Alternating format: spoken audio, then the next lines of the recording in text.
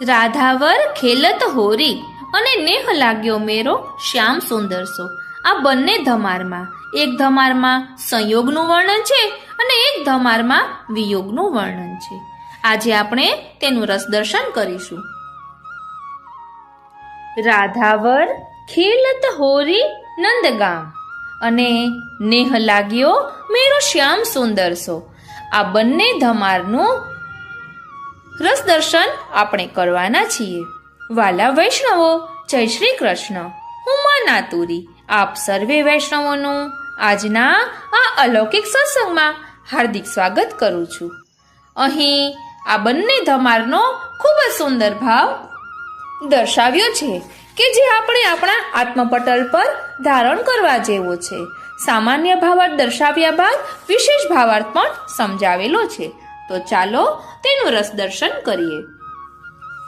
રાધાવર ખેલત હોરી નંદગામ કે ગ્વાર ઇતે ઉત બરસાને કી ગોરી. અહીં જે શ્રી રાધાને અતિ પ્રિય છે તેવા અને જેમને શ્રી રાધાજી અતિ પ્રિય છે તેવા કૃષ્ણ હોળી ખેલે છે. આ ખેલમાં એક બાજુ નંદગામના ગ્વાલ છે અને બીજા પક્ષે બરસાના ગામની સ્ત્રીઓ છે. હોળીનો રંગ જામે માટે ડફ, કરતાલ વગેરે વાજિંત્રો વગાડે છે અને સાથે સાથે ગાય પણ છે અને કેસર, કુમકુમ વગેરેનો ઘોર રગડો બનાવીને જે રંગ બન્યો તેનાથી પરસ્પરને તરબોળ કરી દે છે. આ બરસાનાની ગોરીઓ નાગરી કહેવાય છે, પરંતુ નંદાલયને તેમના ગાનમાં કવારની જેમ ગાળોને જોડી દઈને ગાય છે. એમનું યૌવન તાજું છે માટે તો નાગરીપણું ભૂલાઈ ગયું છે. અને બીજું કારણ, આ નંદાલયમાં પણ બહુ જ રસિક છે અને તેમની રસિકતા બળજબરીથી પ્રકટ કરે છે. તેથી વળી ત્રીજું કારણ, ફાગુન માસમાં વનમાં પણ ફૂલ ખીલે છે તો અમારી વાણી ખુલે તેમાં કોઈ ચોરી નથી. કેમ કે પૂરી પ્રકૃતિ ખીલી ઉઠી છે તો અમે કેમ ન ખીલીએ? ચારે બાજુ એટલો બધો ગુલાલ ઉડી રહ્યો છે કે કંઈ દેખાતું નથી. તેનો લાભ લઈને અચાનક ચંદ્રાવલીજી દોડી આવી અને સાથે લલિતા વગેરે બધી ગોરી પણ દોડી આવી અને કુંવર કનૈયાને પકડીને ઉઠાવી લઈ ગયા. તે પછી તો તેમનો મોર મુકુટ, વનમાળા તથા પીતાંબર બધું જ ઉતારી લીધું અને તેમને સ્ત્રી વેશ ધારણ કરાવ્યું અને કહે, આ નંદરાયની છોરી તો મન ચોરી લે તેવી દેખાય છે ને. અને બધીઓ જ તાળીઓ પાડી પાડીને પોતપોતાની બાજુ એમને નચાવવા લાગી. આવું કેમ કર્યું તેનું કારણ કનૈયાને કહે છે, તે દિવસની યાદી ભૂલી ગયા લાગો છો લાલા, કે જ્યારે તમોએ યમુનાજીને કિનારે અમારા ચીર હરી લીધા હતા. આજે હવે અમારો દાવ આવ્યો છે. કૃષ્ણ તેઓને મનગમતું આપીને બહુ પ્રાર્થના કરીને આખરે વૃષભાન સુતા રાધાજીને આધીન થઈ ગયા. ત્યારબાદ હાથ જોડી પ્રાર્થના કરી કે હવે મારો હાથ છોડો. હવે તેનો વિશેષ ભાવાર્થ જોઈએ. ગોપીપતિ એટલે કે જે નિસાધન છે તેવાના સ્વામી બનીને રહે છે, તે જેમનું રક્ષણ પોષણ કરે છે તેવા ઐશ્વર્યવાન પ્રભુ તેમના સમાનતાના ભાવે આવી આનંદમય લીલા ક્રીડા કરી રહ્યા છે. ચિત્ર વિચિત્ર સ્વચ્છંદ આનંદમય લીલા તે જ હોરી લીલા એક થઈ તો સંભવે નહીં, તેથી બહુશ્યામ થયા. એકોહમ બહુશ્યામી. બહુશ્યામ કહેતા શ્યામ જ અનેક થયા, તેથી તો આપે કૃષ્ણ નામ ધર્યું. વ્રજમાં પતિશ્ચ પત્નિશ્ચ પોતે જ થયા. તે પતિશ્ચ થયા તે રાધાવર. રાધાવર શબ્દમાં જ બહુશ્યામનો અર્થ સમાઈ જાય છે. પુંભાવવાળા નંદગામના ગ્વાર થયા અને સ્ત્રી ભાવવાળા બરસાનાની ગોરી થયા. બંનેના ભાવ પણ વિરુદ્ધ, રંગ પણ વિરુદ્ધ. એક શ્યામ કૃષ્ણ અને બીજા ગોરા. એક ઘનશ્યામ અને બીજા તેવી બરસવાની રાહ જોનારા બરસાના. ભક્ત એવા ભગવાન સર્વ કાંઈ ધારણ કરવા વાળા અને બીજાની સાધન ભક્ત, છતાંય આજે એવો ખેલ એટલે કે લીલા કરે છે કે ડફ કરતાલ બજાવે છે. ડફ પુંભાવાત્મક ધ્વનિ તો કરતાલ સ્ત્રીભાવાત્મક ધ્વનિ કરનાર સાધન. ડફ તો જોઈએ જ, કરતાલ ન હોય તો હાથેથી બજાવાતી તાળીને પણ કરતાલ કહેવાય. નિસાધન ભક્તો માટે કીર્તનના સાધનો પણ નથી, તેથી તો પોતાનો દેહ એ જ સાધન, અને તેથી ગળામાંથી અવાજ કાઢી ગાય છે. કુમકુમરૂપ અનુરાગ અને કેસરરૂપ ઉત્સવના રંગથી પ્રભુ અને તેમના ભક્તો એકબીજાને ભીંજવી રહ્યા છે. આ જે ભક્તો છે તે નાગરી છે, સુસંસ્કૃત છે, પણ તેથી એ વિશેષ નવનાગરી છે.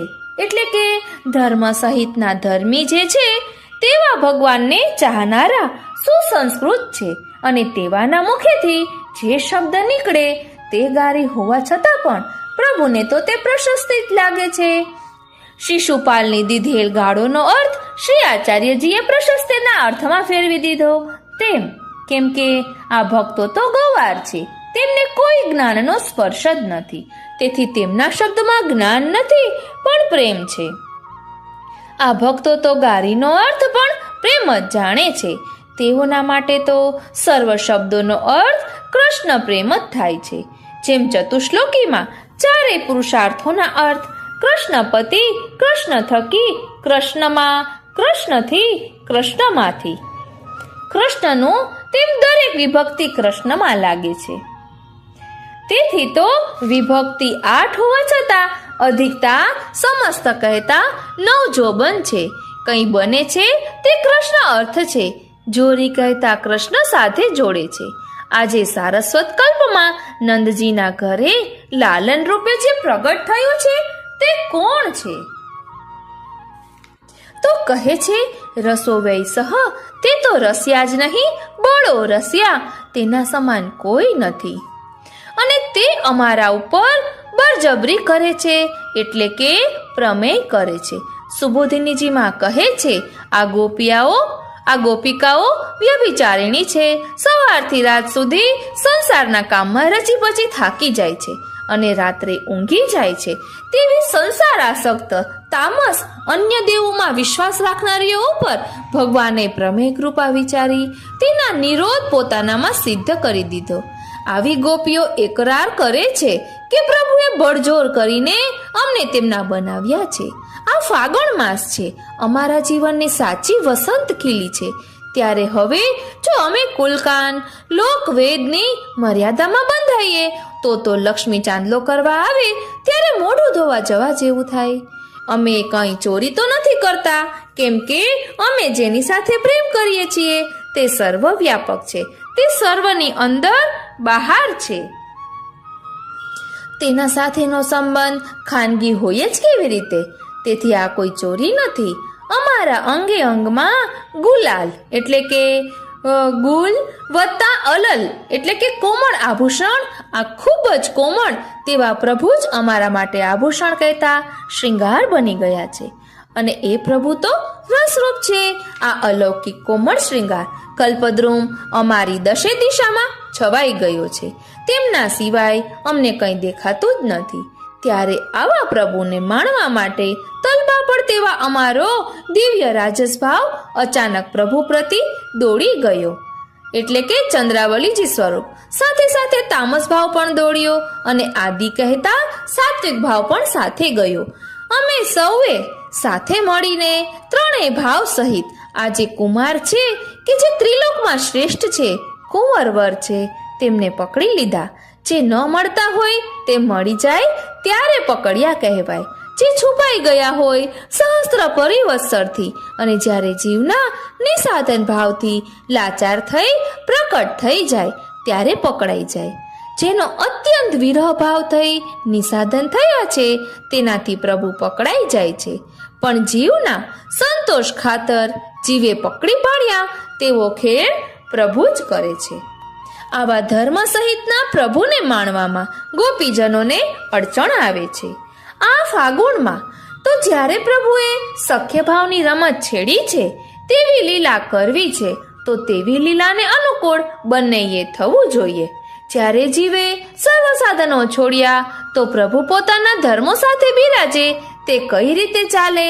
તેથી આ ભક્તો પ્રભુના સર્વ સમર્થ સર્વ ધર્મરૂપ મોર મુકુટ, ઐશ્વર્ય, વીર્ય, વનમાલ, યશશ્રી, મુરલિકા, જ્ઞાન, પીતાંબર, વૈરાગ્ય બધું જ દૂર કરે છે. ભક્તો દિનભાવવાળા, સ્ત્રી ભાવવાળા છે, જેથી પ્રભુને પણ પોતાના સમાન ભાવવાળા બનાવવા ભામિની વેશ ધારણ કરાવે છે. પ્રભુ સર્વ સમર્થ હોવાથી પુંભાવાત્મક છે. આજે આપે સ્ત્રી ભાવને અનુભવવો છે. જેમ રસરૂપ આનંદરૂપ પ્રભુને પોતાનો આનંદ માણવો છે, તેથી તો એકોહમ બહુશ્યામ બન્યા અને આનંદમય બન્યા. કૃષ્ણમાંથી શ્રી કૃષ્ણ બન્યા, આનંદમાંથી પરમાનંદ બન્યા.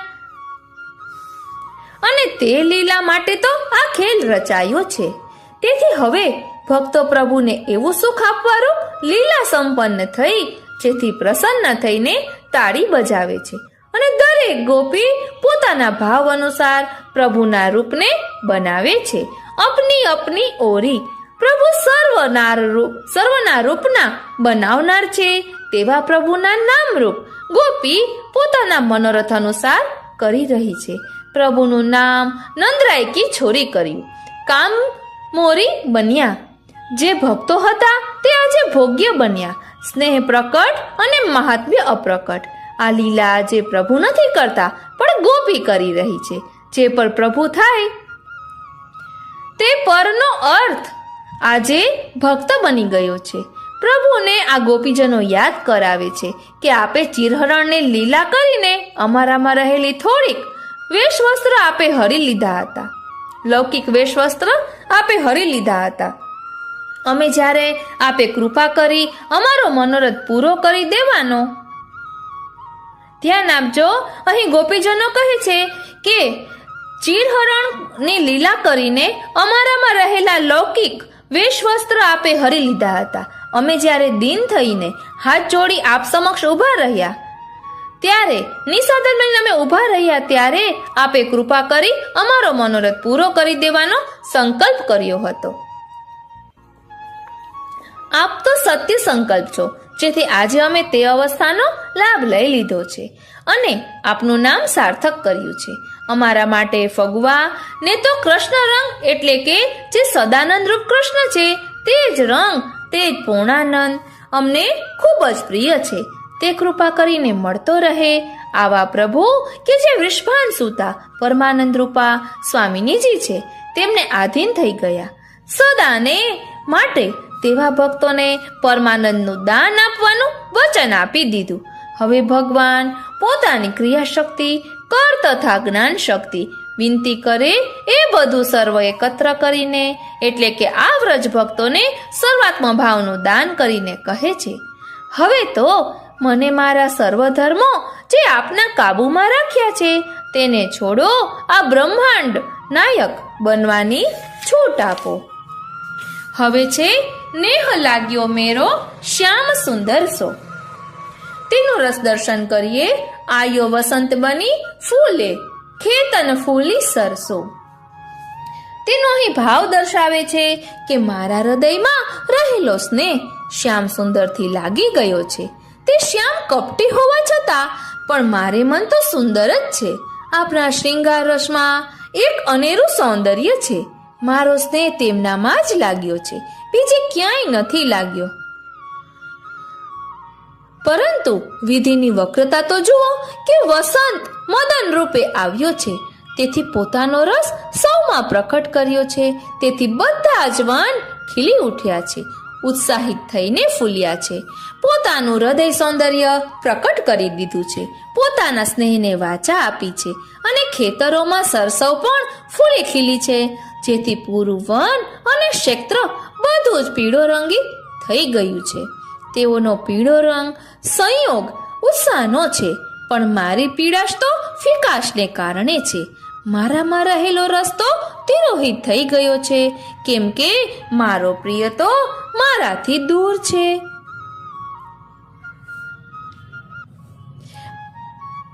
મારો પ્રિય તો મારાથી દૂર છે, તેનો વિરહ આ વસંત જોઈને ખૂબ જ તીવ્ર થઈ ગયો છે.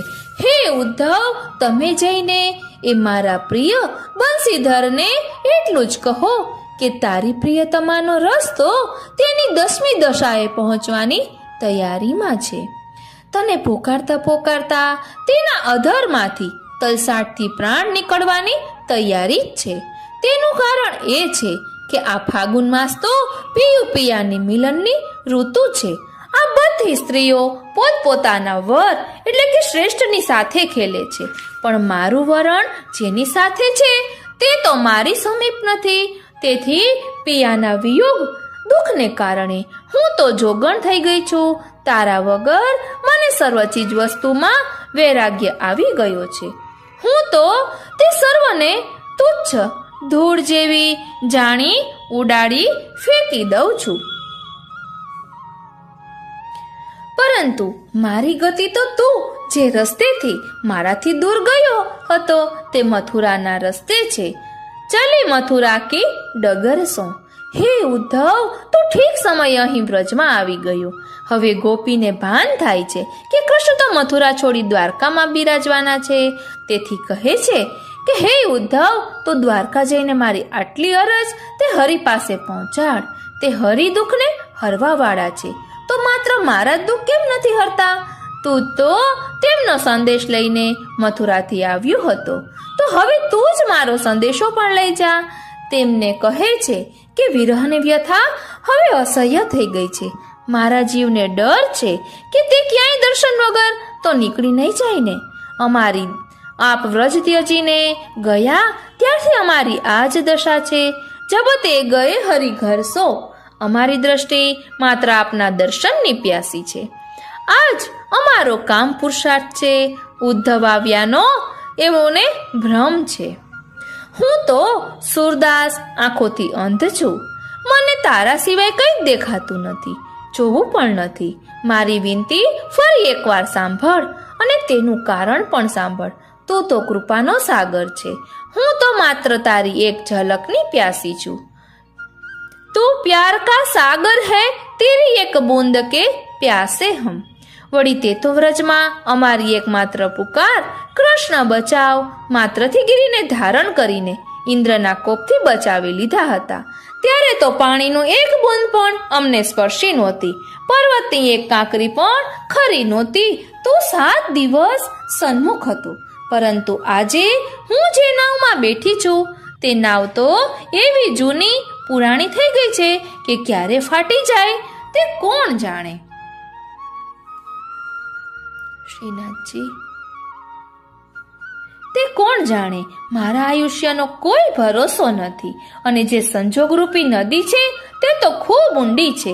તેમાં પડ્યા પછી બચવાની કોઈ આશા નથી. અને તું તો આ નદીને પેલે પાર દૂર ઊભો છે. આ નદી નદી નથી, સાગર જેવી ખારી ભયંકર ઉછાળા મારતી છે. હવે તો તું બચાવે તો જ બચાય. મારી પાસે તો મારા કર્યા કોઈ સાધન નથી. તું અમારી લાયકાતને કારણે તો અમને બચાવીને તારા દર્શન આપે તેવા અમે નથી, પણ રાધાજીનો તો વર છે ને, તો તેમની આડેથી તો અમને બચાવ. અમો તો જ બચીએ જો તું અમને મળીને દર્શન આપે. અહીં આ વિરહ વ્યક્ત કરતું ધમાર છે.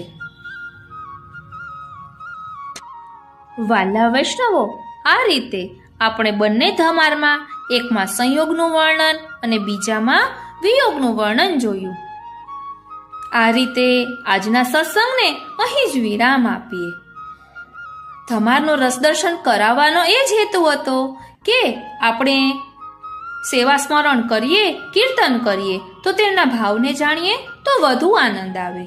આજનો આ સત્સંગ શ્રીનાથજી, શ્રી યમુનાજી, શ્રી મહાપ્રભુજીના ચરણારવિંદમાં સમર્પિત કરું છું. જય શ્રી કૃષ્ણ.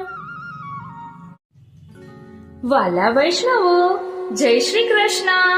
હું મોના તોરી આપ સર્વે વૈષ્ણવોનું આજના આ અલૌકિક સત્સંગમાં હાર્દિક સ્વાગત કરું છું. આજે આપણે આપણા શ્રીનાથજીની સહજતાની એક ઝલક જોવાના છીએ. લૌકિક જીવનમાં પણ કોઈ સહજ સ્વભાવનું હોય તો તે આપણને ગમે છે. આજે આપણે શ્રીનાથજીની સહજતા જોવાના છીએ અને આપણે એ આત્મચિંતન કરવાનું છે કે શું આપણે પણ સહજ છીએ કે નહીં. અને જો સહજ ન હોઈએ તો સામેવાળા પાસે શા માટે અપેક્ષા રાખીએ કે તે સહજ થઈને રહે. એટલે શ્રીનાથજીના આ ચરિત્ર દ્વારા આપણે પણ એ શીખવાનું છે કે આપણે પણ સહજ રહીએ. સહજ એટલે સરળ સ્વભાવના રહીએ, ટ્રાન્સપરન્ટ રહીએ.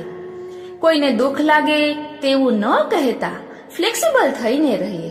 તો ચાલો આપણા શ્રીનાથજીની સહજતાની એક ઝલક જોઈએ. ગઈકાલે કાલિંદી બેટીજીના વચનામૃતમાં મેં આ સાંભળ્યું હતું કે આપણા શ્રીનાથજી કેટલા સહજ છે. આપે તેમાં વાર્તાનું અનુસંધાન લીધું હતું, તો થોડુંક આપણે તેનું રસદર્શન કરીએ. 84 વૈષ્ણવની વાર્તામાં માધવદાસની વાર્તા આવે છે કે જે માધવદાસ શ્રીજી બાવા માટે માલાજી લેવી હતી, તેના માટે કમાવા બહારગામ ગયા હતા.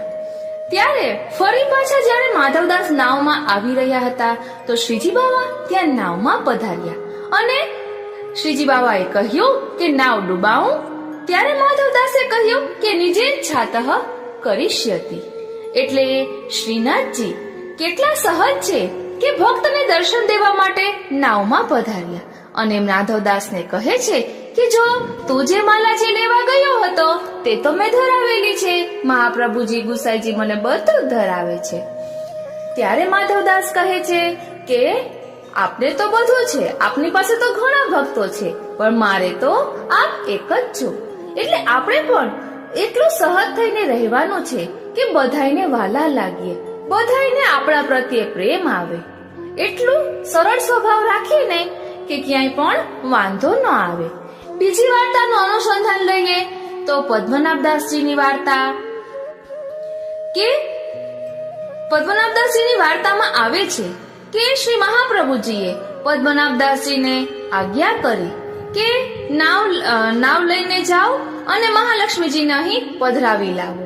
એટલે શોર્ટમાં જ કહું છું, ત્યારે પદ્મનાભદાસજી રાત્રે નાવ લઈને ગયા.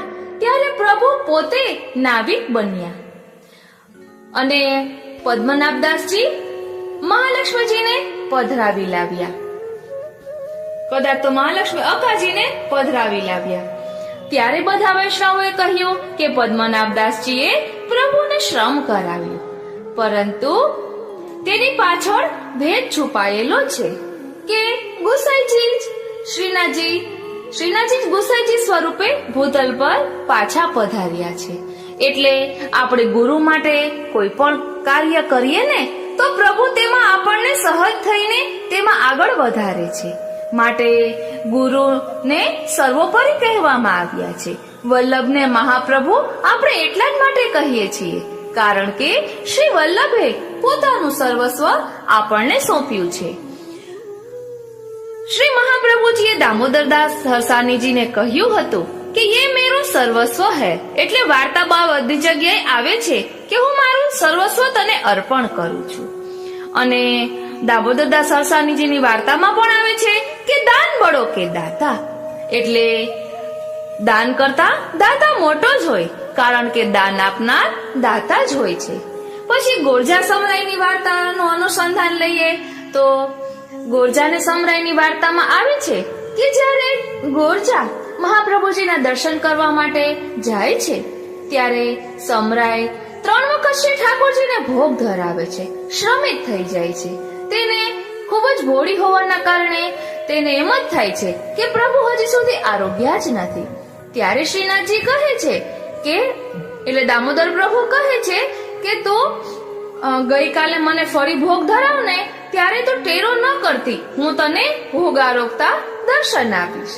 એટલે સમરાઈના મનોરથ પૂર્ણ કરવા જ્યારે સમરાઈ ભોગ ધરીને ટેરો લેવા જાય છે ત્યારે પ્રભુ તેનો હાથ પકડીને કહે છે કે ટેરો શા માટે લે છે? પછી તને અવિશ્વાસ આવશે, તને સંદેહ થશે કે હું આરોગ્ય છું કે નહીં.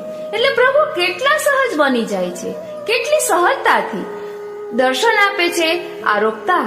બાકી મેંઢમાં મેન્ડ પ્રમાણે એટલે નિયમ પ્રમાણે એવું છે કે ઠાકોરજી ભોગ આરવતા હોય ત્યારે અંદર જઈ ન શકાય. તો પ્રભુ કેટલા સહજ થઈને આપણી સાથે રહે છે, તો શું આપણે પણ આપણા જીવનમાં સહજ ન થઈ શકીએ? ઘરના સભ્યોને, આજુબાજુના લોકોને ફ્લેક્સિબલ થઈને ન રહીએ કે કોઈને દુઃખ ન લાગે? આપણા શ્રીનાથજી જ આપણને શીખવી રહ્યા છે કે સહજતા મુખ્ય હોવી જોઈએ. ત્યારબાદ શ્રીનાથજી ચરિત્રામૃતમાં માધુરીદાસનો પ્રસંગ આવે છે કે તે માધુરીદાસ શ્રીનાથજીના દર્શન કરે, પછી શ્રીનાથજીને જે માલાજી ધરાવ્યા હોય તે માલાજી યાદ રાખે અને એવા જ માલાજી ફૂલના પોતે પોતાના બગીચામાંથી ફૂલ વીણીને બનાવે અને તે માલાજી બનાવવામાં એટલા બધા તલ્લીન થઈ જાય કે તેને સાક્ષાત શ્રીનાથજીની ઝાંખી થતી હોય કે શ્રીનાથજીએ કેવી માલાજી ધરાવેલી હતી. તો એક વખત શ્રીજી બાવા સ્વયં તેના બગીચામાં પધાર્યા, કારણ કે માધુરીદાસ જે માલાજી સિદ્ધ કરી રહ્યા હતા તેમાં કંઈક ભૂલ થઈ હતી અને માધુરીદાસને યાદ નહોતું આવી રહ્યું. એટલે શ્રીનાથજી ભક્તો પર કૃપા કરવા કેવી સહજતા રાખે છે. એટલે શ્રીજી બાવા પોતે પધાર્યા અને માધુરીદાસને દર્શન આપ્યા. છતાં પણ માધુરીદાસ તો એની સેવામાં ફૂલની માલાજી સિદ્ધ કરવામાં એવા તલ્લીન છે કે એને એવું ધ્યાન પણ નથી કે શ્રીજી બાબા સાક્ષાત પધાર્યા છે, કારણ કે તેઓ ધ્યાનમાં એટલે મનન ચિંતનમાં એ સ્વરૂપને યાદ કરતા હોય છે. ત્યારે શ્રીજી બાબા સ્વયં માધુરીદાસનો હાથ પકડીને કહે છે કે આમ નહીં અને આમ કર. એમ શ્રીજી બાબા પોતે ભક્તને શીખવવા પધારે છે. કેટલી સહજતા છે, કેવા સરળ છે આપણા શ્રીનાથજી. શ્રીનાથજી ચરિત્રામૃતમાં તો આવા ઘણા પ્રસંગો છે કે શ્રીજી બાબા સ્વયં પધારે છે ભક્તોના મનોરથ પૂર્ણ કરવા. આજ તો પુષ્ટિ છે, મર્યાદામાં ભક્ત ભગવાન પાસે જાય છે અને પુષ્ટિમાં ભગવાન ભક્ત પાસે દોડી આવે છે. ગજન ધાવનની વાર્તાનું અનુસંધાન લઈએ તો શ્રી મહાપ્રભુજી જ્યારે રાજભોગ ધરાવતા હોય છે અને અકાજીએ ગજન ધાવનને પાન લેવા માટે મોકલ્યા હોય છે ત્યારે શ્રીજી બાબા સ્વયં કહે છે, નવનીત પ્રિયાજી સ્વયં કહે છે કે મેરો ગજન આવેગો તબ મેં આરુગોંગો. એટલે ભક્ત નો મહિમા અહીં ભગવાન દર્શાવી રહ્યા છે કે જેવી રીતે ભક્તને ભગવાન વિના ચાલતું નથી ને તેવી જ રીતે ભગવાનને પણ ભક્ત વિના ચાલતું નથી. એટલે ત્યારે શ્રી મહાપ્રભુજી અકાજીને કહે છે કે ગજન ધાવનને કોઈ પણ કાર્ય માટે ક્યારેય બહાર મોકલવા નહીં. આપણે ઠાકોરજીની સેવામાં મહાપ્રભુજીની કાની દઈએ છીએ, તો મહાપ્રભુજીને તો કોઈની કાની ન દેવાની હોય ને, છતાં પણ ભક્તનો ઉત્કર્ષ દર્શાવવા ઠાકોરજી સ્વયં એમ કહે છે કે જ્યારે મારો ગજન આવશે ને ત્યારે હું ભોગ આરોગીશ. આ રીતે ભક્તનો મહિમા ભગવાન વધારે છે. પછી મોહના ભંગીની વાર્તાનું અનુસંધાન લઈએ તો મોહના ભંગીના ખભા ઉપર પ્રભુ પોતે બિરાજે છે અને એના મનોરથ પૂર્ણ કરે છે. શ્રીનાથજી ચરિત્રામૃતમાં એક પ્રસંગ આવે છે કે ગોકુલનાથજી એક બારી છે શ્રીનાથજીના મંદિરમાં, ત્યાંથી પ્રકાશ આવતો હોય છે એટલે એ શ્રીજી બાવાને તેમાં શ્રમ પડતો હોય છે એવું વિચારીને ગોકુલનાથજી એ બારી ચણાવી દે છે. ત્યારે શ્રીનાથજી મોહના ભંગી દ્વારા કહેવડાવે છે કે શ્રી ગોકુલનાથજીને કહીજો. એટલે ગોકુલનાથજીને ઘરમાં બધા વલ્લભ કહીને બોલાવતા, એટલે વલ્લભને કહેજો કે આ બારી તોડાવી નાખે, અમને અહીંથી ગ્વાલવાલો ને અમે દર્શન આપતા હોઈએ છીએ એટલે આ બારી તોડાવી નાખે. એટલે પ્રભુ પોતાને શ્રમ પડે છે, તડકો આવે છે, છતાં પણ ભક્તોને દર્શન દેવા માટે એ પણ બધું સહન કરે છે. અને શ્રી ગોકુલનાથજી ને જયારે મોહના ભંગી આ વાત કરે છે તો ગોકુલનાથજી ખૂબ જ આનંદિત થાય છે, એમ ખૂબ હર્ષ થાય છે એમને કે શ્રીજીને મારું નામ આવડે છે, શ્રીજી મારું નામ જાણે છે. એટલે શ્રીજી બાબા કેવી કૃપા કરે છે ભક્તો પર. તો શ્રીજી બાવાની આવી સહજતા જોઈને શું આપણે પણ સહજ ન થવું જોઈએ? આત્મચિંતન કરવા જેવું છે. વાઘાજી રજપૂતની વાર્તાનું અનુસંધાન લઈએ તો વાઘાજી રજપૂતને ઠાકોરજીનો એટલો આવેશ હતો, એટલું ચિંતન હતું કે પોતે ક્યાંક બહાર ગયા હતા અને એની પત્નીએ પૂરણપૂરી કે કંઈક ધરાવ્યું હતું, એટલે ઘી વિના ધરાવ્યું હતું. તો વાઘાજી રજપૂતને એ ખબર પડી ગઈ, એટલે પોતે ઘી લેવા ગયા. એટલે ઘી લઈને આવ્યા તો એને એ અનુસંધાન ન રહ્યું અને ચપ્પલ ને પહેરેલું હતું અને ઠાકોરજી ભોગ આરવતા હતા ત્યાં ઘી પધરાઈ આવ્યા. એટલે પ્રભુ પ્રેમને આધીન છે, પ્રેમને કોઈ નેમ નથી. એટલે પ્રેમમાં કોઈ નીતિ નિયમ નડતા નથી. ભાવ મુખ્ય છે. ભાવ છે ને એ પણ એક માલ છે. માલ એટલે નિધિ. આપણે લૌકિક ભાષામાં માલ કહીએ છીએ ને, ભાવ એ આપણી નિધિ છે. પ્રભુ ભાવને જ આધીન છે. પ્રભુને કોઈ મોટું સ્થાન જોતું નથી. આપણા હૃદયમાં બસ એને સ્થાન જોઈએ છે કે તું મારું ચિંતન કર.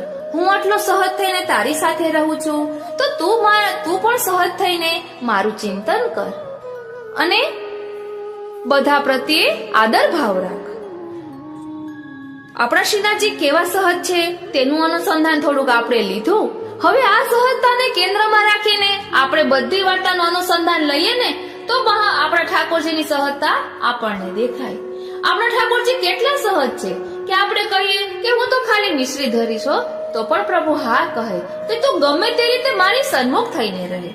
આપણે એમ કહીએ કે મારાથી સેવા નહીં થાય, હું ફક્ત ચિંતન કરીશ, તો પણ પ્રભુ કહે કે તું ચિત્ત મારામાં રાખીશ ને તો હું સદાય તારી પાસે રહીશ. તો પ્રભુ કેટલા સહજ થઈને રહે છે. આપણે જેમ કહીએ તેમ માનવા તૈયાર થઈ જાય છે. તો શું પ્રભુ માટે આપણે કેન્દ્રમાં શ્રીનાથજીને રાખીને બધું કાર્ય ન કરી શકીએ? એટલું તો આપણે કરી શકીએ ને. સહજ પ્રીત ગોપાલે ભાવે. તો આપણા શ્રીનાથજીને પણ સહજ પ્રીત ગમે છે. કેવી સહજ પ્રીત ગમે છે તેનું પણ અનુસંધાન જોઈએ. સહજ પ્રીતિ ગોપાલે ભાવે, મુખ દેખે સુખ હોય સખીરી, પ્રીતમ નૈનન સો નૈન મિલાવે. સહજ પ્રીતિ કમલ અર ભાને, સહજ પ્રીતિ કુમુદુની ચંદે, સહજ પ્રીતિ કોકિલા વસંતે, સહજ પ્રીતિ રાધા નંદ નંદરે, સહજ પ્રીતિ ચાતક और स्वाते, સહજ પ્રીતિ ધરણી જલધારે, મન ક્રમ વચન દાસ પરમાનંદ, સહજ પ્રીતિ કૃષ્ણ અવતારે. વાલા વૈષ્ણવો, જય શ્રી કૃષ્ણ. આજે આપણે સહજ પ્રીતિ ગોપાલે ભાવેનો રસ દર્શન કરવાના છીએ. હું માનાતુરી આપ સર્વે વૈષ્ણવોનું આજના આ અલૌકિક સત્સંગમાં હાર્દિક સ્વાગત કરું છું. પરમાનંદાસજી અહીં શું કહી રહ્યા છે, પહેલા તેનું રસ દર્શન કરીશું અને ત્યારબાદ સ્વયં ભાવના જોઈશું. પરમાનંદાસજી પ્રીતિની વ્યાખ્યા કરે છે, ઉદાહરણ આપે છે અને ભક્તની ભગવાન પ્રત્યેની પ્રીતિ બાબતે પણ સમજણ આપે છે. તે સમજણ એ છે કે ગોપાલને સહજ પ્રીતિ એટલે કે કુદરતી પ્રેમ ગમે છે. સહજનો મતલબ શુદ્ધ, સહજનો મતલબ નિસાધનતા, એટલે કે પ્રકટ થવામાં કોઈ સાધનનો ઉપયોગ ન કર્યો હોય. જેમ કે મહાત્મ્ય જ્ઞાનના કારણે થતી પ્રીતિ, દુઃખ આવી પડે તેથી ભગવાન યાદ આવે, અથવા કોઈથી ભય આવી પડ્યો હોય ત્યારે, અથવા સુખની પ્રાપ્તિ અર્થે પ્રીતિ કરે, આ બધી સકામ કે સપ્રયોજન પ્રીતિ છે. પ્રીતિ તો ડુંગરમાંથી ફૂટતા નિર્મળ જળના જેવી હોય. શ્રી આચાર્યજી પુષ્ટિ પ્રવાહ મર્યાદામાં પુષ્ટિજીવની વ્યાખ્યા આપતા કહે છે, તે વિષ્ણુ કૃષ્ણનો છે અથવા તેનું કૃષ્ણત્વ તદીયત્વ પણ સહજ હોય, સપ્રયોજન નહીં. વૈષ્ણવત્વ હિ સહજ્યમ, સહજ પ્રીતિ ગોપાલે ભાવે. તેને પ્રભુના મુખ દર્શનમાં સુખ થાય, અન્ય કોઈ પ્રકારે સુખ ન થાય. મુખ દેખે સુખ હોય સખીરી. શ્રી આચાર્યજી ભક્તિ પુરુષાર્થનો કામ તે કૃષ્ણ દર્શન લાલસા છે તેમ કહે છે. ચતુશ્લોકી ગ્રંથમાં પોતે તો પ્રભુનું મુખ દેખે તેથી સુખ થાય, તે આનંદ પણ ગોપાલ છે, અમારું પોષણ કરનાર પતિ છે. તે જો પ્રીતમ થઈ જાય તો પછી તેને પણ અમારું મુખ જોવાથી જ સુખ થાય, અને જો તેવું બને તો પછી પરમાનંદ પ્રકટ થાય. પ્રીતમ નૈન સો નૈન મિલાવે. હવે ઉદાહરણ આપે છે. કમલને સૂર્ય પ્રતિ સહજ પ્રીતિ છે. તે સૂર્ય ઉગતા જ પોતાની પત્તીઓને ફેલાવે છે. ભક્તિ માર્ગાબ્જ માર્તંડના પ્રકટ થતા સહજતયા દેવી જીવોમાં રહેલ ભક્તિ બીજને અંકુર ફૂટે છે. સહજ પ્રીતિ કમલ ઓર ભાન. ભગવાનના દર્શન થતા ભક્તનું હૃદય કમળ ખીલી ઉઠે છે. સહજ પ્રીતિ કુમુદિની ચંદે. તો રાત્રે ઉગતા કમળ પોયણા ચંદ્ર દર્શને ખીલી ઉઠે છે. પ્રભુ જેમ સંયોગ સુખ દે છે તેમ હૃદયમાં બિરાજેલા ચંદ્રરૂપ પ્રભુ ભક્તના હૃદયમાં વિપ્રયોગ આનંદ પણ આપે છે. સહજ પ્રીતિ કોકિલા વસંતે. અહીં આપણે એને અનુલક્ષીને ચિત્રજી પણ લીધા છે. આપ ઝાંખી કરી શકો છો. ઉપર કોકિલાનું ચિત્ર લીધેલું છે. પછી આગળ કહે છે, વસંત આવતા જ કોયલ ટહુકવા લાગે છે. તેમ અનવસરમાં પ્રભુ ભક્ત પ્રભુને પોકારે છે. શ્રવણ રૂપ, કીર્તન રૂપ કે સ્મરણ રૂપ. ગોપાલદાસ પુરુષોત્તમ દાસના બેટા સેવાના અનુસરમાં પ્રભુને પોકારતા ત્યારે પ્રભુ હોંકારો દેતા. તો આવા ભક્ત પ્રભુની ચિંતા કરતા ફરી પોકારે છે, આપ શા માટે જાગો છો? મને તો ટેવ પડી છે. આ કોયલની સહજ પુકાર છે. એમને મન પોતાના સેવ્ય વસંત છે, બહાર છે, શોભા છે, મદન મોહનજી છે ને. એટલે આ ગોપાલદાસની વાર્તામાં ગોપાલદાસ રાત્રે સૂતા હોય ત્યારે પણ એમના પ્રભુને પોકારે છે તો પ્રભુ હોકારો દે છે. એ મદન મોહનજીની અહીં વાત કરી રહ્યા છે. ત્યારબાદ આગળ કહે છે, તેવી જ પ્રીતિ રાધાજીની નંદનંદન પ્રતિ સહજ છે. આપણે ચિત્રજીમાં ઝાંખી કરી શકીએ છીએ. કેમ ન હોય? બે દેહ અને એક આત્મા છે. કેમ કે સ્વદ્વિતીયમ અભવત, તે જ બીજો થયો. તેમ વેદમાં કહે છે. તેથી પોતાને પોતાના પ્રતિ સહજ જ પ્રીતિ હોય. આપણને પ્રીતિ કરવા પાછળ કોઈ કારણ પ્રયોજન નથી. તેથી જ પ્રભુનો ગૂઢ સ્ત્રીભાવ પ્રકટ સ્ત્રીભાવ બની ગયો. તે તો રાધાજી અને રાધાજીના હૃદયમાં પણ જે પ્રકટ પૂમ ભાવ વાળા પ્રભુ ગૂઢ ભાવ રૂપે બિરાજે છે. તેમ પરસ્પર એકબીજાના આત્મામાં રહેલા હોવાથી સહજ પ્રીતિ નંદનંદે છે. ભક્ત પણ પ્રભુના અંશ હોવાથી તેને પ્રભુ પ્રત્યે સહજ પ્રીતિ જ હોય. પરંતુ પ્રભુના સ્વરૂપનું અને પોતાના સ્વરૂપનું અજ્ઞાન થઈ જવાથી સહજ પ્રીતિ થતી નથી. અનવતાર કાળમાં તેથી ગ્રંથોમાંથી પ્રભુના મહાત્મ્ય થકી સ્વરૂપ જ્ઞાન થતા જે પ્રીતિ પ્રયાસે પ્રગટી છે તે સહજ રૂપ ધારણ કરે છે કે જ્યારે આસક્તિની ટોચે તે પ્રીતિ પહોંચે છે. સહજ પ્રીતિ ચાતક ઓર સ્વાતે. આ સહજ પ્રીતિનું કાર્ય લક્ષણ છે. ચાતક સ્વાતિ બિંદુ સિવાય મરી જશે પણ અન્ય જળ પીશે નહીં. યમુનાજીના 41 પદમાં પણ આવે છે ને કે સ્વાતિ જલ બુંદ જબ પરત હે તાહી મેં હોત તે સોજુ બાનો. તેમ શ્રી આચાર્યજી પણ આજ્ઞા કરે છે, ભગવાન તમારા પતિ સ્વામી સર્વસ્વ છે. તેથી બોધ કર્યો છે કે કંઠે પ્રાણ આવી જાય તો પણ વૃત્તિ અર્થે અથવા કોઈ પણ પ્રયોજન અર્થ ભગવત કથા ન કહેવી. પદ્મનાભદાસ સાચા અર્થમાં ચાતક હતા. તેમને મહાપ્રભુને દગો નથી દીધો. મહાપ્રભુના અતિ પ્રિય તેવા પુષ્ટિ પ્રભુ પ્રતિ સહજ પ્રીતિ પ્રકટ કરી છે. વાદળને ધરણી પ્રતિ સહજ પ્રીતિ છે તો વાદળામાં સ્નેહ જલ ખૂબ ભરાય છે. તેમ તેમ તે ધરણીની નજીક આવે છે. તરસી ધરણીના દેહ પર ચીરા પડી જાય છે. તે તડપ છે ત્યારે ઘન જળ રૂપે વરસી પડે છે. જલ અને જમીન એકરૂપ થઈ જાય છે, રસબસ થઈ જાય છે. વાદળની તે સાર્થકતા છે અને તે જ જલ પાછું ધરણી વાદળને આપે છે. આ પરસ્પર લેણ દેણ છે પણ તેમાં કઈ અપેક્ષા નથી. આ સહજ ક્રમ છે પ્રેમની આ રીત છે. જે કોઈ ભક્ત ભગવાનનો દાસ થાય અને તેનું દાસત્વ મન, કર્મ, વચન ત્રણેય પ્રકારે નિભાવે અને તે પણ નિષ્કામ ભાવે, તેવી સહજતા દાસત્વમાં પ્રગટે તો પ્રભુમાંથી પણ સહજતયા પરમાનંદ રસ ભક્ત હૃદયમાં પ્રગટે. આ શરત નથી પણ સહજ પ્રક્રિયા છે.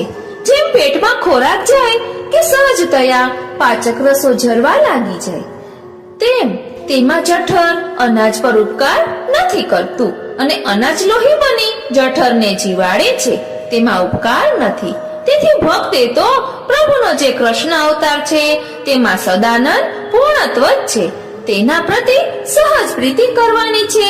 મેં આટલી સેવા કરી છતાં હું નિર્ધન કેમ? છતાં પ્રભુ મને દર્શન કેમ નથી દેતા? મારી સાથે વાતો કેમ નથી કરતા? આ સહજ પ્રીતિ નથી. ગોપીજનોએ પ્રભુને પેટમાં દુખતું જાણી નરકનો ભય રાખ્યા વગર પોતાની ચરણ રજ આપવા તત્પર થઈ ગઈ. તે સહજ પ્રીતિ છે, તે જ હિલગ છે. હિલગની વાત આવી તો મને યાદ આવ્યું કે ગઈકાલે જ મેં કાલિંદી બેટીજીના વચનામૃતમાં હિલગ વિશે સાંભળ્યું હતું. હિલગ એટલે કે હૈયાની વાત. હૈયાની વાત જે આપણે પ્રભુને કહેવી છે તે હિલગના પદોમાં આવે છે. ત્યારબાદ છે ખંડિતા, અને ખંડિતાના પદોમાં એક પ્રકારની વેદના હોય છે, વિરહ હોય છે. હું આપને પુસ્તકમાં બોર્ડમાં લખ્યું છે તેમાંથી જોઈને કહું એટલે ભૂલ ન થાય. તેમાં ખંડિતા, ત્યારબાદ હિલક અને વ્રતચર્યા આ ત્રણેય વિશે કાલિંદી બેટીજીએ કહ્યું હતું કે હિલકના પદોમાં હૈયાની વાત હોય, ખંડિતાના પદોમાં માન હોય કે પ્રભુ વચન આપીને કીધું હોય કે હું આવીશ તારી ઘરે અને ન પધાર્યા હોય એટલે ગોપી માન કરે. એ ખંડિતાના પદોમાં એ માન ભરેલી વાતો હોય અને વ્રતચર્યાના પદોમાં મનોરથ હોય. એટલે ગોપીજનોએ જે મનોરથ કર્યો હોય તે વ્રતચર્યાના પદોમાં તેનું વર્ણન આવે છે. આ રીતે પદોમાં આવા ભાવ પ્રગટ થતા હોય છે. હવે આપણે સહજ પ્રીત ગોપાલે ભાવેમાં થોડીક સ્વયં ભાવના જોવાના છીએ. સહજતા કોને ન ગમે? જેટલા સહજ અને સરળ હોઈએ તો આપણે બધાને સમજાઈ શકીએ. આપણો સ્વભાવ એવો હોવો જોઈએ કે એટલા સરળ હોઈએ કે કોઈ પણ આપણને સમજી શકે. એટલે સહજતા એટલે કે સરળતા પ્રભુને ખૂબ જ ગમે છે. આપણામાં કોઈ દોષ હોય, કોઈ ખામી હોય તો તે કહેવામાં જરાય પણ સંકોચાવું ન જોઈએ. તે આપણી સહજતા છે. એટલે કે ટ્રાન્સપરન્ટ રહેવાનું, ક્યારેય પણ બાહ્ય દેખાવ કરવાનો પ્રયાસ કરવો નહીં. હમણાં જ એક વૈષ્ણવને ત્યાં વાત થઈ હતી કે ગુરુદેવે આજ્ઞા કરી કે પ્રભુને મેકઅપ નથી ગમતો. એટલે કે આપણા પુષ્ટિ માર્ગમાં મેકઅપ કરવાનો હોતો નથી અપરસમાં. એટલે એ કહેવાનો ગૂઢ અર્થ હતો કે મેકઅપ એટલે શું? કે ઓરિજિનાલિટી નહીં પરંતુ કૃત્રિમતા. એટલે કે આપણે જે નથી તેવો દેખાવાનો પ્રયત્ન, એટલે એક પ્રકારનો મેકઅપ કહેવાય. એટલે પ્રભુને તે નથી ગમતું. આપણે જે છીએ તેવા જ રહેવાનું, ઓરિજિનલ રહેવાનું, તે પ્રભુને ગમે છે. અહીં આપણે આ પદ જોયું તેમાં પણ કહ્યું ને કે સહજ પ્રીતે ગોપાલે ભાવે. એટલે આપણે આપણા સ્વાર્થ માટે ભક્તિ કરીએ તો તે પ્રભુને ગમતી નથી. પ્રેમ નું કારણ કંઈ પણ ન હોય.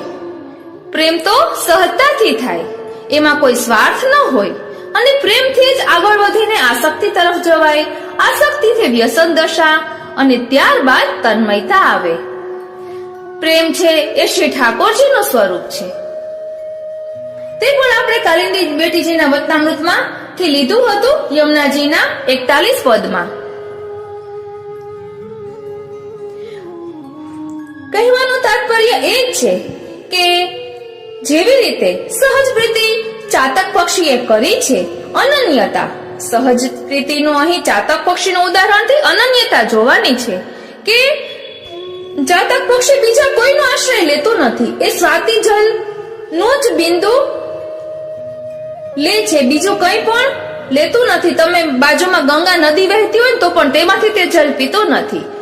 સ્વાતિ નક્ષત્રનું જે જલ બિંદુ હોય તે જ લે છે. એટલે એવી અનન્યતા. એટલે આપણે પણ આપણા ઠાકોરજીના ચરણારવિંદનો એવો દ્રઢ આશ્રય કરવાનો, એવી અનન્યતા કરવાની કે કોઈ પણ આપણને તેમાંથી વિચલિત ન કરી શકે.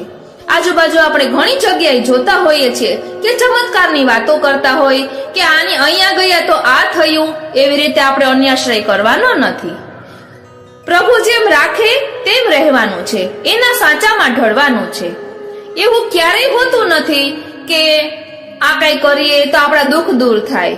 આપણું પ્રારબ્ધ ભોગવવાનું જ હોય છે, તેમાં ક્યારેય પણ અન્યાશ્રય કરવો નહીં.